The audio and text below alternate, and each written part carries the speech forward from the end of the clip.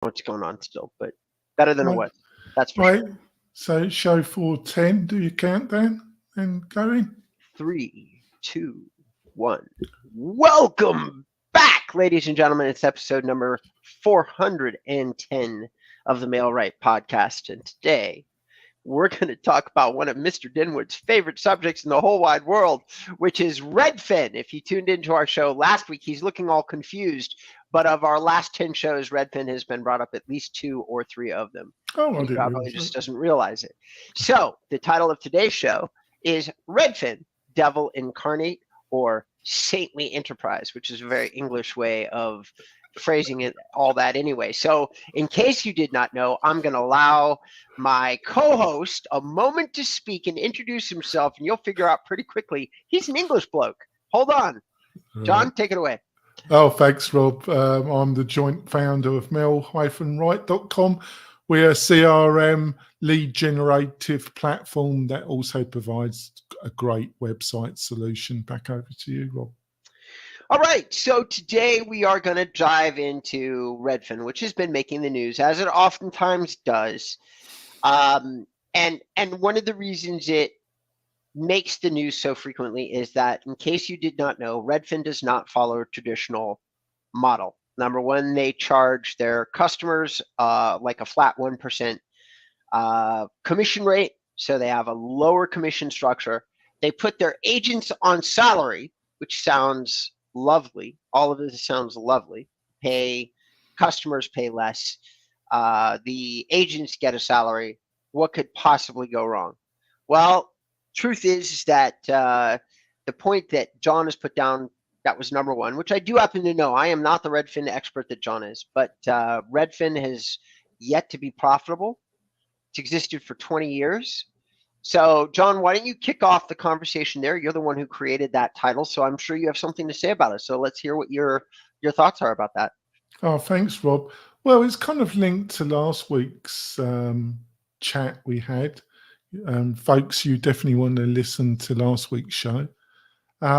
Because obviously Redfin decided to leave the NAR before the lawsuit really hit the public media in some ways. I think the Redfin founder, Glenn, it's always had a very, I'm looking for the right word, Rob, I'm struggling, relationship with the NAR.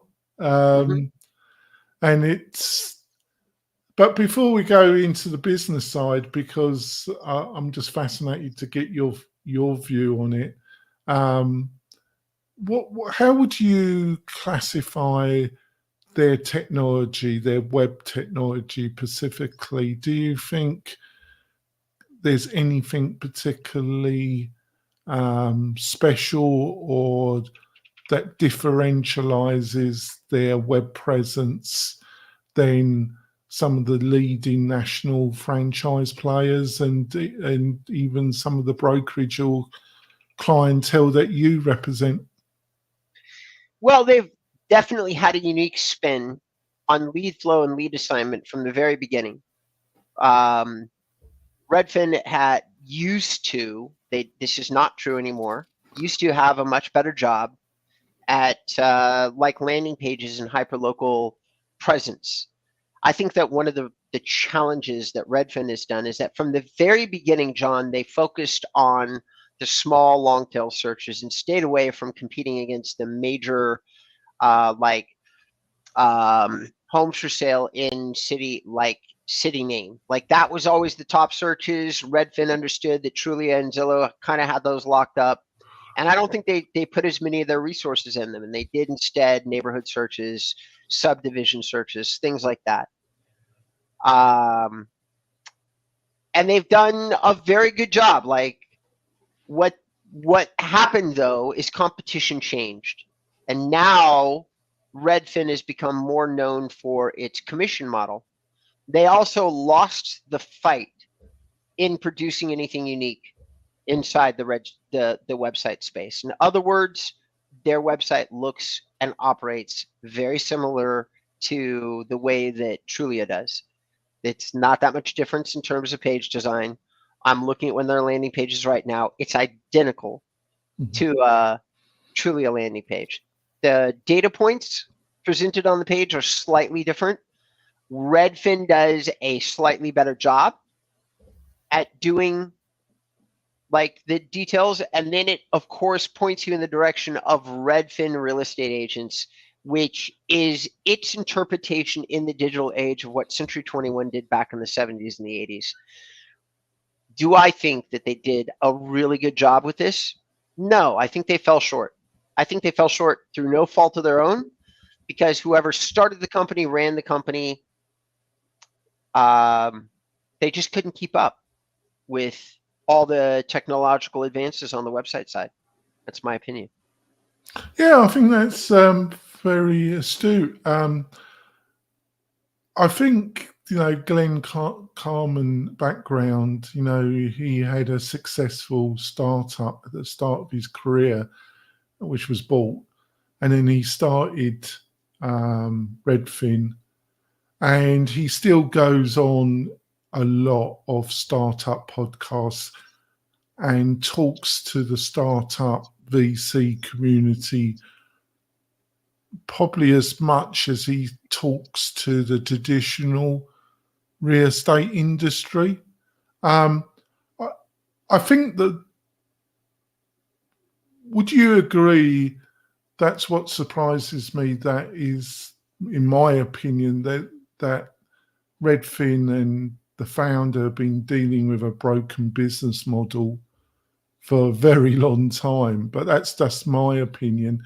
But I think because of the what we discussed last week, I think he fancies I think he blames or hints that it was the monopoly, in his opinion, the monopoly practices of the NAR and the more traditional national franchise brokerages that contributed to his broken business model. How would you respond to that, Robert? I would say that there's probably some truth to that. I'd say that Glenn probably gave up the ghost on competing, and I think he's given it 20 good years. And from what I can see, the one thing that I've learned, like from being an investor, is that you kind of like, there's a lot of companies that do nothing but track how much stock are the leaders of the company keeping, selling, stuff like that. And Glenn has been selling his for a while, like a long time. He's been selling and selling and selling and not rebuying. I think that tells you everything you need to know about Redfin. That's the CEO of the company divesting himself of his stock, of which, by the way, he sold the largest percentage that he's ever sold on November 2nd of this year. Yeah, so that's very insightful. Thanks for that. I didn't realize that, Rob. What is the problem with Redfin? Was it obviously discounting has been around a long time. Paying your agents directly. The research I did, he's got over 2,000. They've been backing away from that model, and increasingly more of their agents are paid on the more traditional model of commission. Was that one of the leading factors? Because I think we both agree that we feel that there's some fundamental weaknesses in the business model of Redfin. Was it that one of the key problems, paying agents directly a salary rather than a commission-based structure? If you're going to pay agents a salary, then there's no doubt that you have to have an aggressive bonus compensation. There's definitely a lot of, it's a good thought to say that you're going to pay somebody a good wage. And in a very tight, I know of one broker that does that successfully, and he is a retired military guy who lives in a military city in Florida and hires only ex-military people, and he runs his operation like a military operation. And it works in that environment that I'm mentioning. It works very well. He's a very highly rated brokerage and agency, and with very high success numbers coming in from their clients. But in every other environment that I've ever seen people try to do this, it fails. And the reason it generally fails is pretty simple. You take an agent who you're paying 1% to, and it doesn't simplify the real estate process. In many cases, and I'm sorry to my audience, real estate agents are overpaid for the effort that they deliver. But the reason that there is such a high compensation, John, is that every once in a great while, you have a real estate client that you have to work for weeks or months on as if it's your only job. An old lady with health problems, and you all of a sudden have to move her, replace her carpet, and the list goes on and on. And basically, your life becomes moving this human out of their home. And in those rare circumstances, like where you take a Redfin agent and say, if they want a good review, do they have to work any less hard than a fully commissioned agent? The answer is no. They do all the same work and get paid literally a third of what somebody else would get paid. So any good agent providing a high level of service is going to look at that eventually and go, I'm making literally a third less. And in these problematic circumstances where I have these really high energy clients, I am just getting compensated so much less than what I should be compensated. I think that's a problem. How does Redfin keep really high quality people when that becomes a reality? Do you think it's also linked because, as you know, Robert, I've seen it in Northern Nevada, and obviously I'm sure you've seen it, that a lot of the regional large brokerages and also the national franchise brokerages, a lot of their model depends on having a very large group of agents. A lot of them are part-time. A lot of them might only sell 3 or 4 houses a year at the most. But the percentage that the brokerage takes from those sales is extremely high compared to the kind of deals that they have to do with high producing agents, that part of their brokerage. So I think that model in a buoyant market works, but it doesn't work that well in a more settled market or a semi-declining market. What's your thoughts about that? Can you rephrase that question for me? Well, this whole business model, which I think a lot of brokerages, not exclusively, but I've noticed in Northern Nevada, where they have a vast group of part-time agents. Uh-huh. And a lot of those agents only sell like 2, 3, 4 houses a year. Sure. I don't think an agent that's handling that level of transactions can really have a feel for the market. And this is just my opinion, but it's very beneficial to the brokerage in profitability. What do you think? Okay. What do you think is going to happen to that model? Do you agree that is a model that a lot of well, there is absolutely no question whatsoever. So if Redfin has 2,000 agents, then check this out. Keller Williams has 187,000. 187,000. EXP has like 30,000. So the largest brokerage by agent count is Keller Williams, and I think that Keller Williams has done an incredible job at creating value in the recruitment process. They've also got enough training material so that most new agents drift in the direction of working with like a Keller Williams.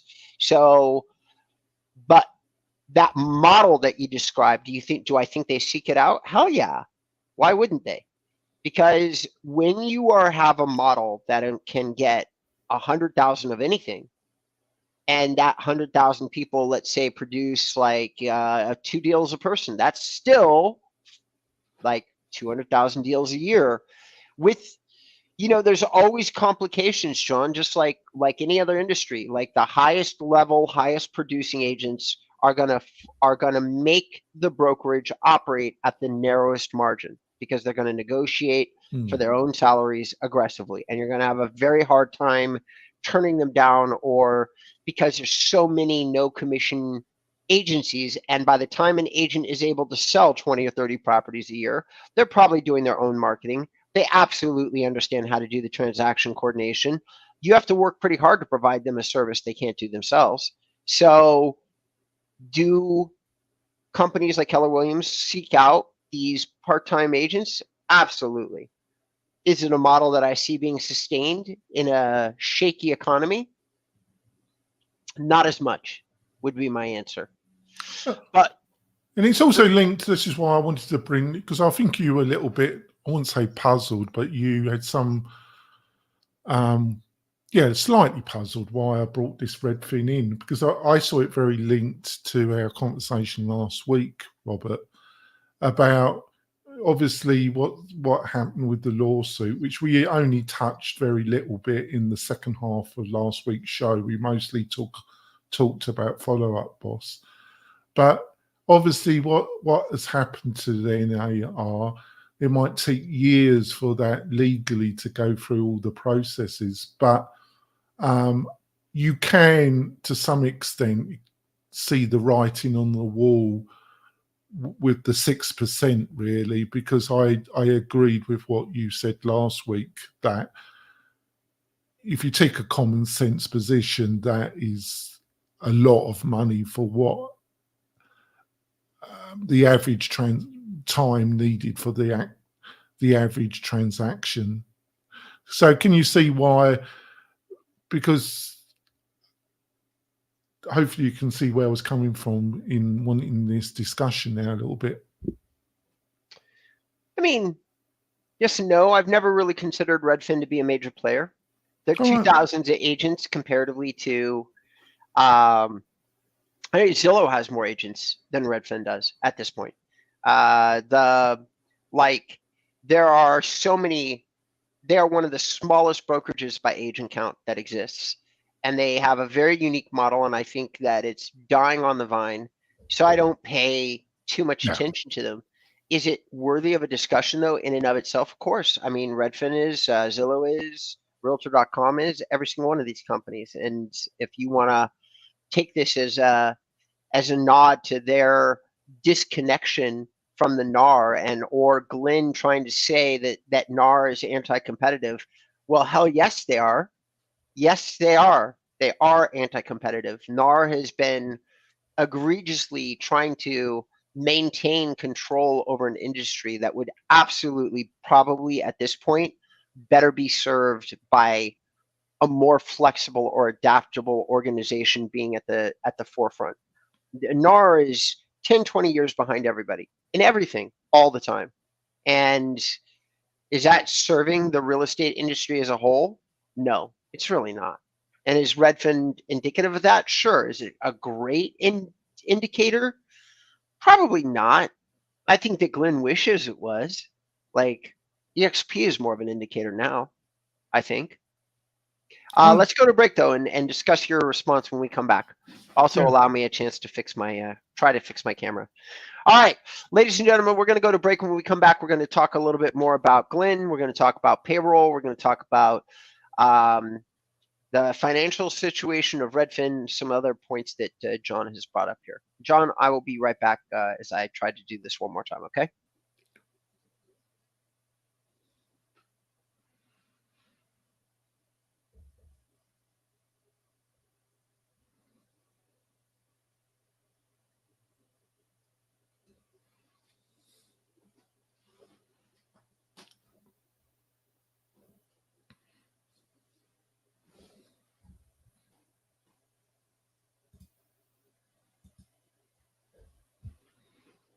So hope it remains steady.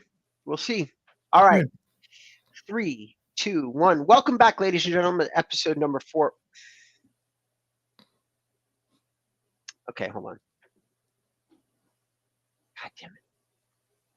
John, I don't know what's going on today. I really. It's like you've got something running in the background that's taking.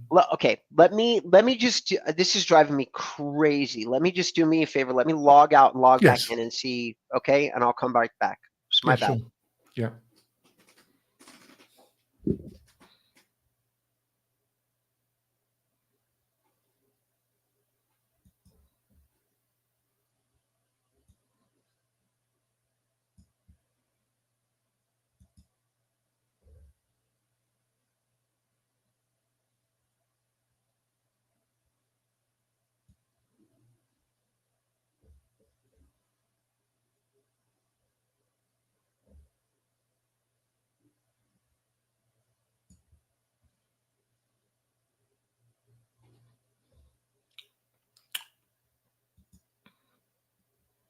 Well, I am happy to introduce.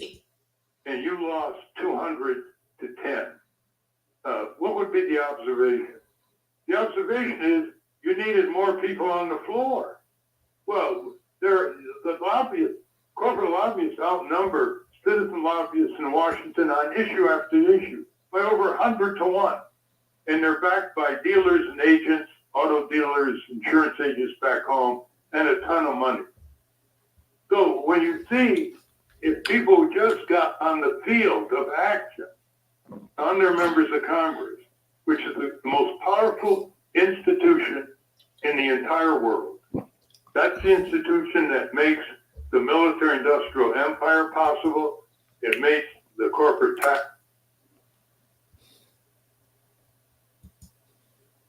And for how long do you stay in Thailand right now, to start with you? Me, 5 months. 5 months. What makes you decide going to Thailand? Actually, my sugar daddy. Wow, I like your honesty. That's great. I Okay. used to have like a boyfriend here. Yeah, and he showed me like Bangkok. And because of him, I fell in love with the city and its vibe. So that's how I decided to stay there. Now I don't date him. Yeah, but I still want to live there because the That's a Russian guy or Thai guy? Uh, Okay. 3, 2, 1.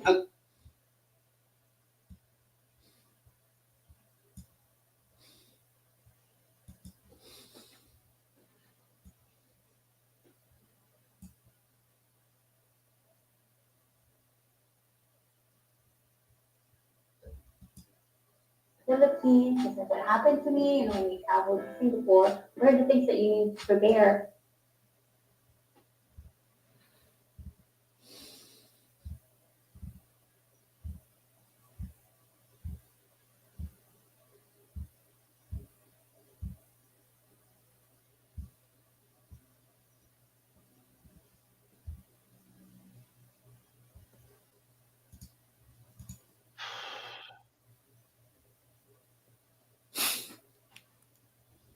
Okay, I don't even know.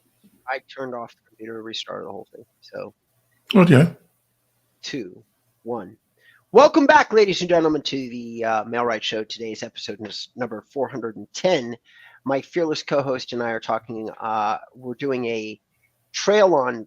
We're doing a completion subject that came up for John when we were doing episode number 409, which I agree with John was a really good episode. So for those of you listening to the show right now, if you're trying to figure out why we're talking about Redfin and where does that connect in, we were talking about the lawsuits that NAR had lost, how that might affect real estate commission, and a few other things that were all really great topics in episode number 409. So, John, we kind of left off. You mentioned a few different things about the profitability, and you said, I think let's pick up from number 3. I don't know that we really talked about that. So right now, Redfin is a little bit in trouble because even in the best year that they've ever had, they've lost $109 million. Part of the reason for that is they're making payroll for 2,000 agents in a slowing real estate industry. So most likely, they're going to be hemorrhaging red ink. I don't even know where they're going to come up with the money. That's a lot of money to come up with. So what was the thing that you wanted to talk about surrounding that idea? Well, I think, first of all, I'm going to make a quite controversial statement, but it's my opinion. I think Glenn is very media savvy, and I think Silicon Valley love him. Obviously, they're sharks. They just go by the money, but his ability just to keep having access to more and more capital, to me, he's very similar to Adam Newman. I think he's the Adam Newman of the real estate industry, basically. And if you don't know who Adam Newman is, listeners, he was the co-founder of WeWork. And to me, Glenn, obviously, is different, but there are similarities. And the whole business model of Redfin is from top to bottom is broken, as far as I'm concerned. I've just been amazed how this dog has just kept on going. But what interests me, and I thought why I would bring it up this show, is where do you think the industry is going in the next 2 to 3 years? I think. But I'm just interested because I think in some ways the national chain are going to have their problems. You can never say no, but I just cannot see how Redfin can keep on going. But I think there's going to be, for smaller, agile boutique brokerages, power teams, I just see the market being very disrupted. What's your own views, Robert? I think that I agree with that. I think that I think all the national companies are in trouble except for the ones like Realty One and EXP that are going to virtual models. I think that we're going to see fewer and fewer real estate offices with physical locations. I think we're going to see more of a branching out, more hyper local brands becoming more and more relevant inside the real estate industry. I think that the big brands have gotten a bit out of touch with what is needed to maintain a strong foothold in local places. There are exceptions, but it usually is office to office and centers around a very small handful of agents that have been with the same brokerage for a long period of time that do add a certain prestige. The Coldwell Banker office in Beverly Hills is an incredibly strong example of a very traditional brand that is falling out of step in many places, but maintains like a lock on Beverly Hills because of the agents that work out of that office. Like they've been there for 20 or 30 years. So you still go to them regardless of what the shingle is outside the door. But other than that, you've got Beverly Hills Realty, which has really been, on the upswing and is competing quite handily against Tilton and Highland. Same thing with, the agency RE doing the same thing.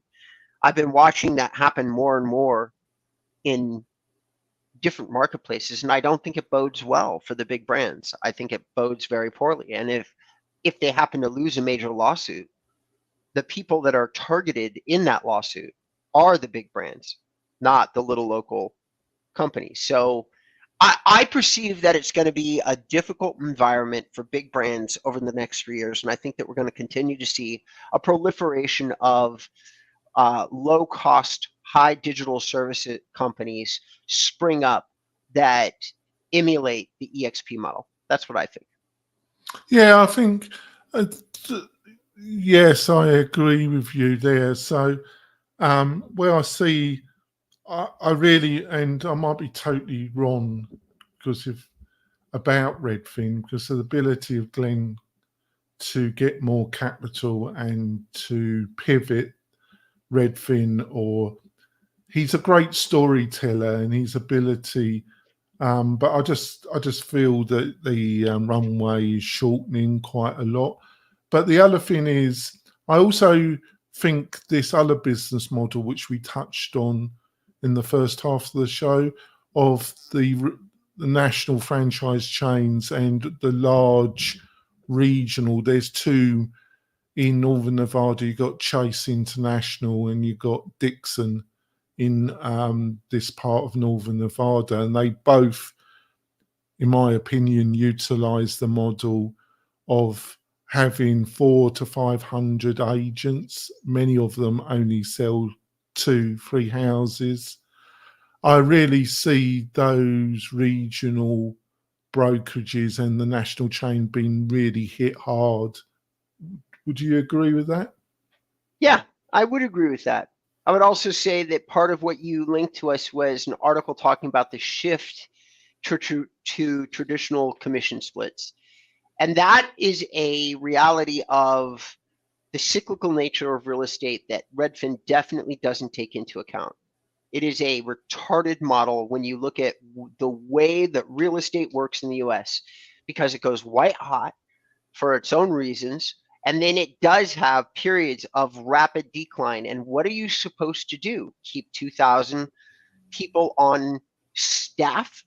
No, it is better to disperse that risk in a pay-for-play compensation structure. If you sell stuff, John, I will pay you. And what you should be doing is making it a no-brainer for agents to want to pay you that split. And right now, the only coin of the realm for most agents is, can you give me qualified leads? That's going to be very difficult moving into a down market. So I think that right now, just commenting on this article and really giving it a little bit of thought, wow, is that an upside down model? It was always upside down. They've never made money. But now to say, oh, we're going to give you a discount and we're paying our team a salary, no, it's idiotic.